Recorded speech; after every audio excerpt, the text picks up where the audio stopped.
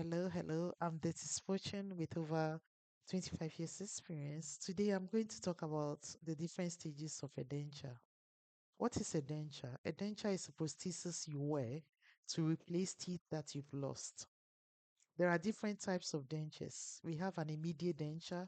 An immediate denture is a denture that is made before the tooth is removed. It's best so, for example, if you have one tooth missing, you can have a denture fitted. Now, there are different stages of wearing a denture. So, one may ask, how is a denture made? Wearing a denture is like wearing a new pair of shoes for the first time. I have people saying, "Oh, I just want to have my teeth removed and then have new pair of dentures." Wearing a new denture is like wearing a new pair of shoes. The idea is it's better to start with a partial denture and then gradually, as you lose the teeth, it for removing everything. It's not good to remove everything at once when you've never worn a denture before. So the different stages of wearing a denture are: the first stage, consultation, taking an impression, upper and lower.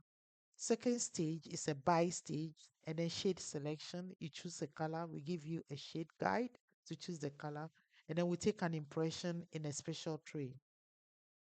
That is the second stage. And then we take a bite as well. A bite is how you bite.